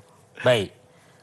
Di pangkal ayat atau di awal-awal ayat yang ke-38, kita faham kita tahu dan kita kena belajar lagi. Bila Allah Ta'ala kata, ha antum, haula, maksudnya apa? Inilah kamu. Inilah engkau. Kalau manusia hari ini dia kata, inilah engkau. Haula, ni kamu, kau orang semua ni. Ni kita faham ni. Ini merupakan satu tempelak Allah kepada manusia. Ha antum haula, ya. Tud'auna litunfiqu fi sabilillah. Kamu semua ni disuruh, diajak, ya, dipanggil-panggil dan dimotivasikan untuk kamu menginfakkan segala kurniaan Allah yang Allah beri kepada kamu kepada jalan yang Allah redha. Bukan balik kepada Allah, balik pada jalan yang Allah redha. Sabilillah di situ ialah jalan yang Allah redha. Faminkum man yabkhal. Di kalangan kamu yang aku suruh ni, kamu ni, ya, suruhlah infak ni. Ada juga yang bakhil, ada juga yang kedekut, ya. Jadi kalau kita faham betul-betul, Allah Ta'ala kata, here you are. Oh, inilah kamu, ya. Those invited to spend in the cause of Allah Subhanahu Wa Ta'ala. Tapi berapa ramai yang bakhil? Baik. Orang yang bakhil itu, bakhil daripada dirinya sendiri untuk nak dapat rahmat Allah. Dia sendiri kedekut untuk nak dapat rahmat Allah. Jadi maksud yang di sebaliknya apa, mafhum mukhalafahnya apa dia? Dia tak nak rahmat Allah. Itu je. Orang yang nak rahmat Allah ni akan ikhtiar buat apa saja, ya. Orang yang nakkan redha Allah, dalam tanyalah ustaz biar tahu jangan keliru, dia akan share sebanyak-banyaknya. Kita yang datang konti hari ini sebenarnya nak apa? Ya. Bohonglah kalau orang kata dia tu datang tak ada apa pun, Allah datangkan dengan angin mengarut. Kita bukan waliullah pun, ya. Kalau wali sangat wali mujibir, masing-masing ada anak perempuan, ya. Tapi kita datang dengan ikhtiar yang Allah beri kekuatan untuk kita gunakan jalan tersebut dapat redha Allah. Jadi orang yang tak nak gunakan jalan ikhtiar untuk menginfakkan hartanya, orang ini orang yang sengaja menjauhkan dirinya daripada kasih dan sayang Allah, ya. Sebab itu antara sifat Nabi yang tak dapat ditandingi oleh para sahabat, hingga kan Sidna Al-Abbas, bapa saudara Nabi radhiyallahu taala anhu, pernah berkata, baginda lah yang paling banyak derma, paling dermawan, dan kami tak boleh lawan baginda, ya. Dan bila masuk Ramadan, berganda-ganda dermawan baginda seperti angin yang berlalu, ya. Jadi kalau para sahabat lain banyak bagi infak, ceritalah sahabat apapun, bubuhlah nama, tak boleh lawan infaknya Rasulullah sallallahu alaihi wasallam. Jadi reti yang kita boleh faham lagi, Nabi tak miskin tau. Kalau orang kata hiduplah miskin macam Nabi, jangan berdusta sekali-kali, jangan atas nama Nabi.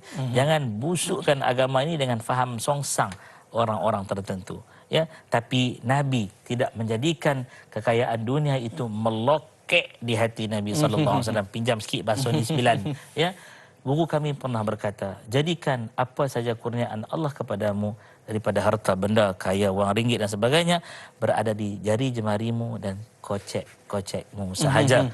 Keluarkan ketika perlu diberi pada jalan Allah. Jangan masukkan hingga melekat di sanubarimu. Wallahu a'lam. Biar di tangan je saya. Cukuplah. Tangan di poket, lepas tu ada orang nak bagi je. Simple. Simple. Baik, kita ada pemanggil talian. Ustaz, boleh kita raikan? Silakan. Assalamualaikum. Siapa di talian? Waalaikumsalam warahmatullahi. Ya, silakan. Ya, daripada Idah Abu Bakar daripada Idam Filipina. Encik Abu Bakar, apa khabar? Alhamdulillah sihat. Dan juga Ustaz. Alhamdulillah, terus dengan soalan. Silakan. Ini. Ya. Bersedekahlah kamu sampai menjadi kaya. Dan janganlah tunggu kaya baru nak bersedekah. Jadi di situ kita nampak bersedekah boleh mendapatkan kekayaan. Tapi yang kita bimbang di sini, ada satu mungkin firman Allah lah, kalau betulkan saya lah. Malaikat akan mendoakan seseorang yang bakhil itu akan kemusnahan harta benda dan juga kekayaannya. Dan jika dia menderma pemurah ini akan didoakan oleh malaikat, bukan didoakan oleh manusia, didoakan oleh malaikat. Akan lebih bertambah-tambah lagi akan rezekinya dan kekayaannya. Minta pencerahan daripada Ustaz. Terima kasih. Assalamualaikum warahmatullahi. Terima kasih Encik Elias. Satu ungkapan yang cukup menarik saya. Ya. Bersedekah sehingga kaya. Ya. Bukan tunggu kaya baru bersedekah.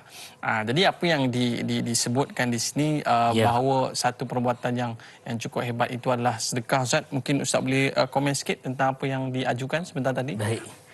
Bismillahirrahmanirrahim. Terima kasih kepada Cik Elias Abu Bakar. Saya tadi boleh sebut Elias tadi tu saya Ustaz Elias kan call kita pagi ni.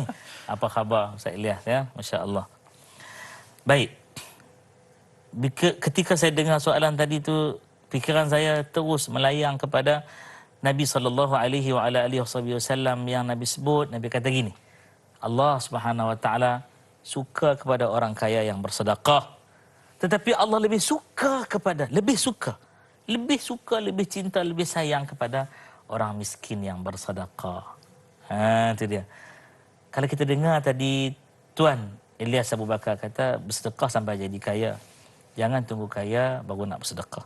Ini pesanan guru kami yang mulia almarhum Datuk Dr. Haruddin, ya. Al-Maghfurlah, ya. Allah yarhamuhu. Ya. Antara pesanan yang cukup jelas dan terngiang-ngiang di telinga, dia kata apa? Dia kata mengajarlah sampai jadi alim. Jangan tunggu alim baru nak mengajar. Mengajar sampai jadi alim. Sampai jadi alim. Jangan tunggu kamu kata cukup dah ni ilmu baru nak mengajar. Bimbang-bimbang, tak sampai waktu cukup ilmu tu Allah jemput kita. Allah. Tak ada nak mengajar. Tak ada.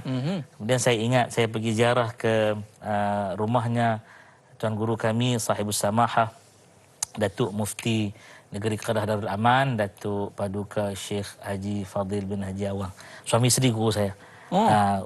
Datin Paduka Hajah Nolia pun guru saya juga. Lalu saya sebutlah, saya kata, Ustaz, saya ni selalu adalah insya-Allah di kaca-kaca TV dan sebagainya. Tapi saya malulah Ustaz, saya panggil Ustaz sebab mesra. Ya. Dia kata, "Ente nak malu apa, Radhi?" Saya kata, "Saya malu Ustaz sebab saya tak ada ilmu pun." Ya. Semua Allah punya. Ilmu yang sikit tu tak banyak Ustaz. Lalu takat itulah semampu, kalau kurang Ustaz tolong tegur. Jawapan dia best. Ya. Dia kata, "Radhi, infaklah ilmu. Allah Ta'ala akan anfiq ilmu kepada kita." Ya Allah. Ya. Infak, anfiq. Ya. Keluarkanlah ilmu yang ada tu. Takat mana ada tu, keluar pergi habis, dia kata. Sebab Allah akan ganti lebih banyak daripada apa yang kamu keluarkan tadi. Maknanya ilmu jangan disimpan lah Ustaz. Sama tamthilan macam air tadi. Janganlah simpan. Sebab kita minum, ya, datang tadi. Abang kita dah tambah air. Ya, betul. Cuba kita tak minum, tak ada siapa nak tambah. Betul. Lama-lama air tersebut, na'udzubillah, dibimbangi tercemar. Jadi begitulah yang ditanya oleh Tuan Elias Abu Bakar tadi itu setiap hari.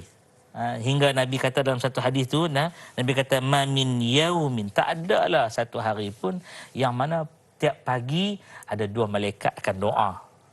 Doa malaikat ni akan doa. Doa. Jadi malaikat tersebut, satu dia kata, "Ya Allah, bagilah ganti kepada orang yang berinfak. Bagilah ganti kepada orang yang berinfak. Bagilah ya Allah." Bahkan doa ini kadang-kadang disebut dalam doa-doa orang-orang yang berdoa. Apa doa dia? Allahumma a'ti, ya. Ya Allah, kau kurniakan, ya, munfiqan khalafa. Orang yang bagi infak itu gantian. Ingat tak habis kat situ, tak ya Aiman dan semua. Malaikat tu juga ada doa kepada seorang lagi. Orang yang kedekut. Orang kedekut pun juga. Sebab tu dia kata, siapa yang bakhil, dia kata, Allah Ta'ala kata, dia bakhil an nafsi, daripada diri dia sendiri. Kerana malaikat yang satu lagi, wa yaqulul akhar, malaikat yang satu lagi pun dia doa juga. Dia kata apa? Allahumma, ya Allah, ya Tuhan kami, a'ti mumsikan talafa. Bagilah kepada orang yang duk tahan. Duk tahan rata, tak bagi ni, ya, akan kepadanya kehancuran. Na'udzubillah. Ada tak Ustaz doa-doa yang kita boleh amalkan untuk kita terhindar daripada golongan tu Ustaz? Didoakan keburukan seperti itu. Tapi selepas ini boleh Ustaz? Pastinya. Kita berehat seketika, kembali selepas ini. Ya.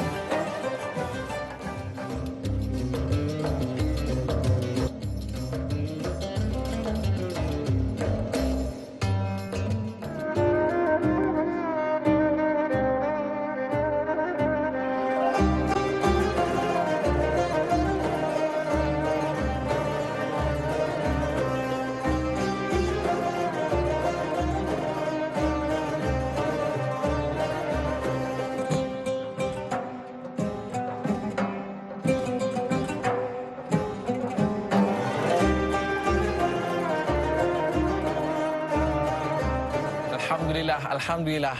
Para penonton yang dirahmati Allah SWT sekalian, Ustaz nak kongsikan doa murah rezeki. Tapi belum lagi Ustaz ya. Kita tangguh dulu sampai ke hujung rancangan. Terus setia bersama dengan kita. Tapi sebelum tu Ustaz, para penonton kita dah bersedia dah untuk nak dapatkan tips yang disebutkan magnet rezeki itu. Ada ke Ustaz? Ada. Silakan. Kita baca Quran untuk bagi tahu magnet rezeki. Cantik Ustaz, cantik. A'udzubillahi minasyaitonirrajim. Bismillahirrahmanirrahim. وما أنفقتم من شيء فهو يخلفه وهو خير الرازقين.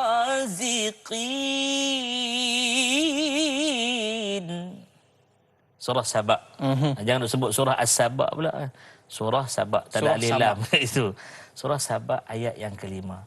Kata Allah Subhanahu Wa Taala, "Ma anfaqtum min syai." Apa-apa yang kamu semua telah infakkan. Bagi, jangan bakhil, jangan kedekut, jangan kikir, jangan lokek. Bagi, ya. Fa huwa yukhlifu. Allah Taala akan ganti. Dia pasti ganti. Ini janji Allah. Janji.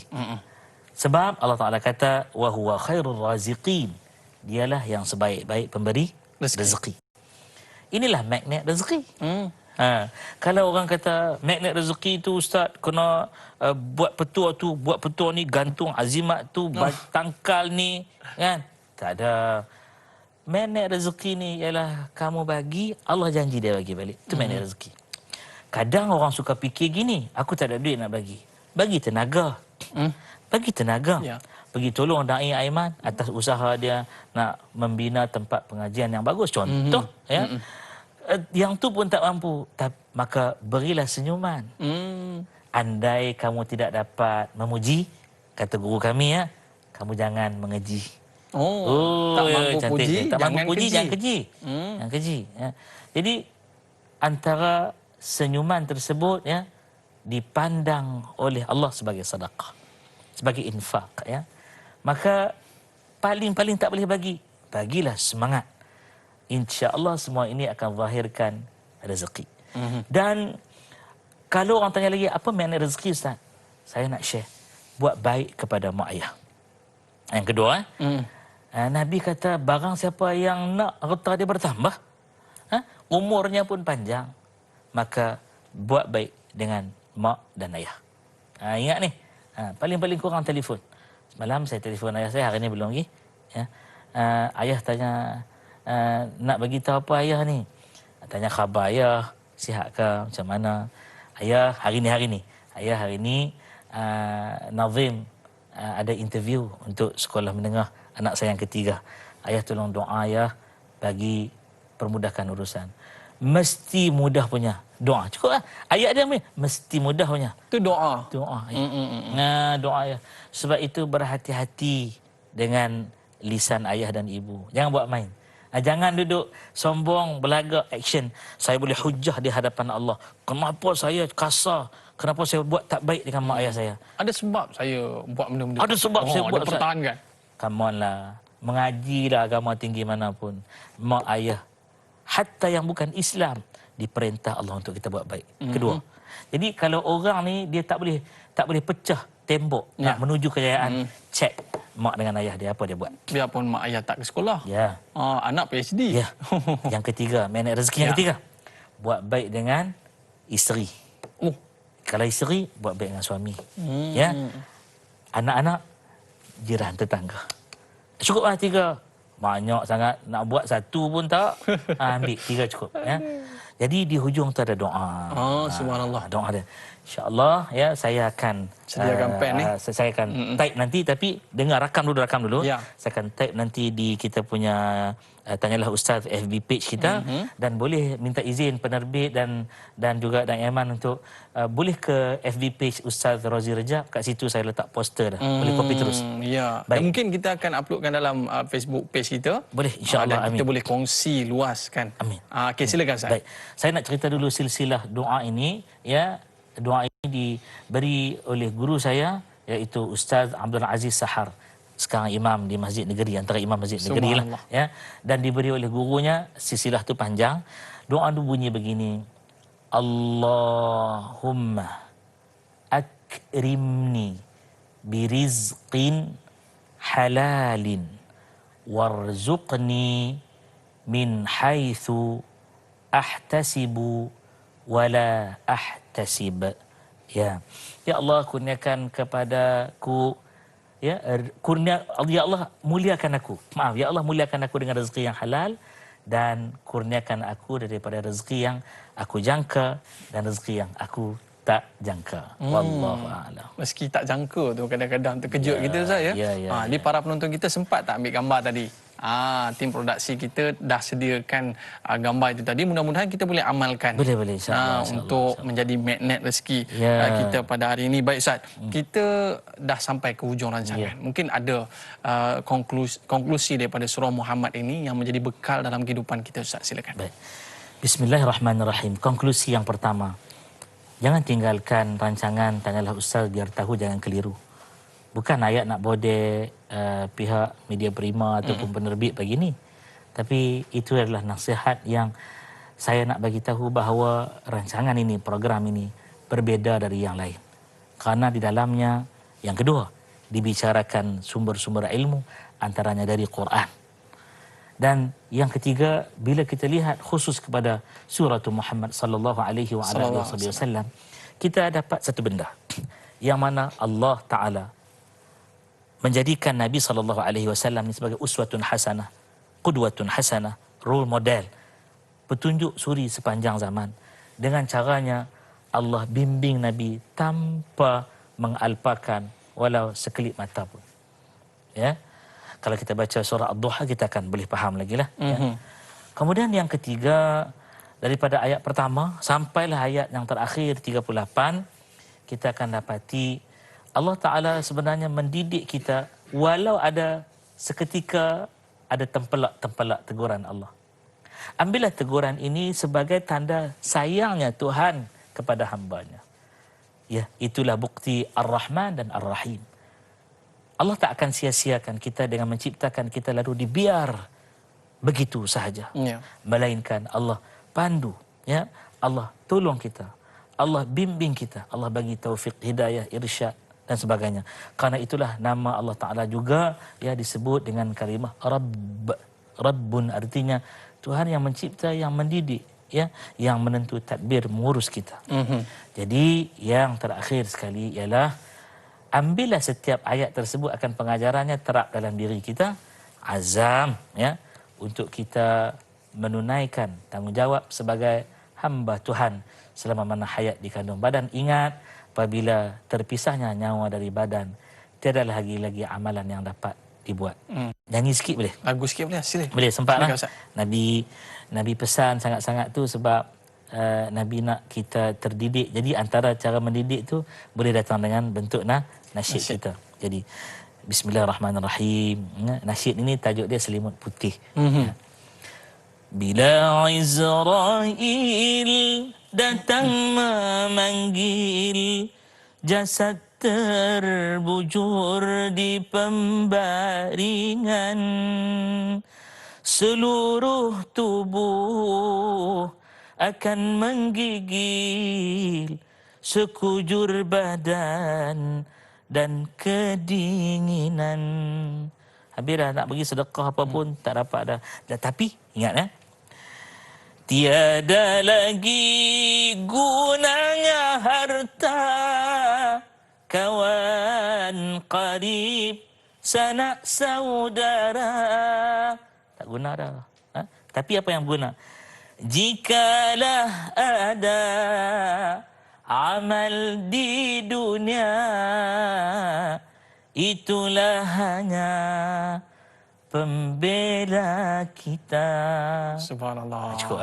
Baik, Ustaz, mungkin boleh kita tutup dengan majlis dengan bacaan doa, Ustaz. InsyaAllah. A'udzu billahi as-sami'il 'alim minasyaitonir rajim. Bismillahirrahmanirrahim. Alhamdulillahi rabbil alamin wa bihi nasta'in ala umurid dunya waddin. Wassalatu wassalamu ala asyrafil anbiya'i wal mursalin وعلى آله وصحبه والتابعين أجمعين. يا الله يا مجيب السائلين، يا الله يا قابل التائبين، يا الله يا خير الرازقين.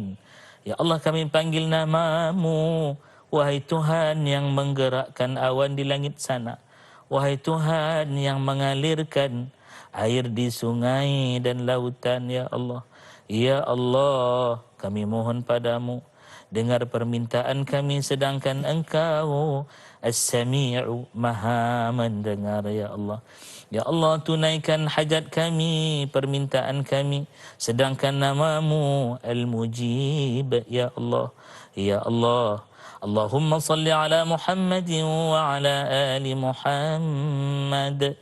Ya Allah, sampaikan rindu, kasih dan sayang kami buat Nabi kami Sayyiduna wa Maulana Muhammad sallallahu alaihi wa alihi wasallam, ahli keluarga baginda, para sahabat baginda, istri-istri baginda, ibunya orang-orang mukmin, serta seluruh yang berjuang bersama baginda. Ya Allah, di hujung majlis ilmu ini kami dambakan rahmat-Mu, maka ampunkanlah kami, ampunkan ayah dan ibu kami, mereka yang berkorban jiwa dan raga untuk besarkan kami, kenal namamu, kenal Rasulmu. Ya Allah, kami mohon padamu, ya Allah, andai mereka masih ada, kurniakan afiat buat mereka. Andai telah dijemput bertemu denganmu, ya Allah, pindahkan ke syurga nan abadi, ya Rabbal Alamin. Ya Allah, hindarkan kami dari wabak bencana yang sedang menimpa ini. Aman makmurkan bumi Malaysia tercinta ini. Ganjarkan kepada mereka yang menjayakan, tanyalah Ustaz ini, dengan kejayaan yang hakiki di dunia dan akhirat yang abadi. Ya Allah, jadikan kami mereka yang suka berinfak di jalan yang Engkau redha. Wa sallallahu ala nabiyyina Muhammadin wa ala alihi wa sahbihi wa baraka wa sallam. Walhamdulillahi rabbil alamin. Amin amin ya rabbal alamin. Terima kasih Al-Fadhil Ustaz. Terima kasih para penonton. Mohon maaf atas terlanjur kata, terlajak bicara. Like dakwah, share ilmu. Assalamualaikum warahmatullahi wabarakatuh. Waalaikumsalam warahmatullahi wabarakatuh.